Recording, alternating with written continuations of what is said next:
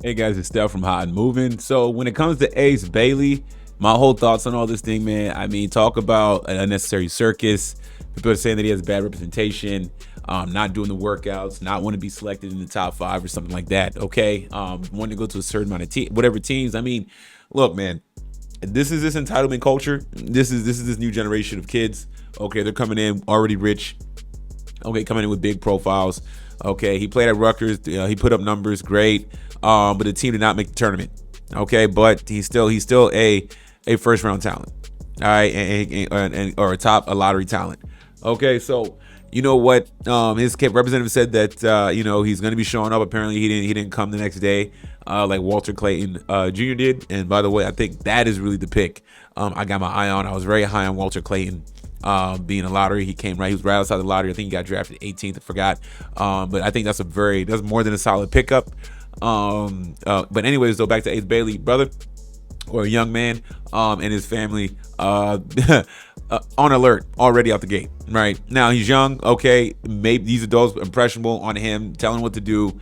And navigating NBA business and all this other stuff. I don't know how experienced his whole team is in that regard. However, though, he's gonna have the ball. Or show that he is all in on basketball. Now he hasn't said anything that has shown that, or at least say anything that he's not a hard worker and he can't potentially be a good pro, right? I mean, the only red flag is just his camp giving him bad information on what to do. You know what I'm saying, with his career. All right, great spot for him to be in Utah, in my opinion. I think that just with the front office changes. Okay, and their coach Will Hardy. I know people think he's not a good coach. Some people think he's a good coach. Some people don't think he is. I think he is a good coach. He's actually from where I'm from, actually, back east in VA. But I think he'll be good. I think when you have, in my opinion, I think he is a good coach and you have a good front office. I think he has a chance to flourish. All right. Is he going to finish his career in Utah? I don't think so. I don't think he's going to finish his career in Utah. I think the moment that he has a chance to leave after his rookie contract, after his next max contract, if he's going to be a super max type of player, whether it be a super max or max, he's going to be out of here, man. He's going to be out of here, and I can see him going to the bright lights over a bigger market team. You know what I'm saying? Utah, do I think that's best for his career? I don't know, right? It just depends on how how he's playing. Okay, if he's putting up numbers, okay, and his numbers are impacting winning later in his career, or as he's getting into third, fourth year of his career, and the team is making they're in the playoffs, consistently making deep playoff runs. Okay, and they are basically a championship type of team potentially down the road in years from now, almost 10 years from now. then maybe he will stay, right? But for my whole opinion, all this stuff is that I gotta see him produce on the court. And is he's going to be, you're going to have Cooper Flag, and you're going to have him. A lot of people thought that he might be a better prospect. There are many people that thought that Ace Bailey would be a better prospect than Cooper Flag. Absolutely. From a talent perspective, we shall see. You know what I'm saying? He was projected to be a top 2 pick that went to his teammate in Dylan Harper. So there we go. You know what I'm saying? All this talk with the agents and not want to play here and all this other stuff, man. you got to put it to bed now, all right, and focus on basketball. And I hope so.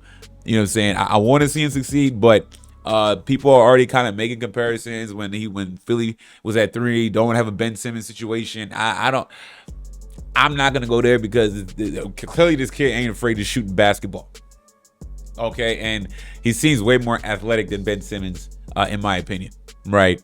I think it's a great fit in Utah. Now, obviously, nobody been in Utah. I'm not knocking Salt Lake City. I'm not knocking Utah. I've never been there, but by all accounts, what I've heard and seen online and whatnot, is that it's really not the most entertaining city. Now, I could be wrong. Maybe there is a lot of things to do that's fun in Utah. That's not necessarily too much outdoor stuff, but maybe they have a decent social life and a nightlife and all that. I don't know. You know what I'm saying? Mormon town, Mormon country. I don't know. You know what I'm saying? Just based on the outside, but that might be a good thing for him to lock in and focus on basketball and put up buckets and buy into the team concept. Because as they got some good players on that team. I think so. Marketing. There's another guy on there as well. Good. Good. And it's time for Utah to start winning. All right. You finally got a guy. Utah finally got a guy of this caliber in terms of a talent. They've been dying to get a guy like this. Okay. People thought that, Utah tried to tank later in the season. They didn't get the number 1 pick.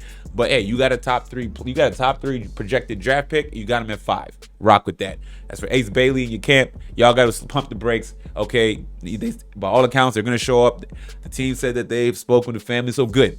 And I hope we don't have to hear more about his family and agent, but I feel like we will down the road. Anyways, guys, thanks for watching. Leave me your thoughts. Please like, subscribe. I'm out.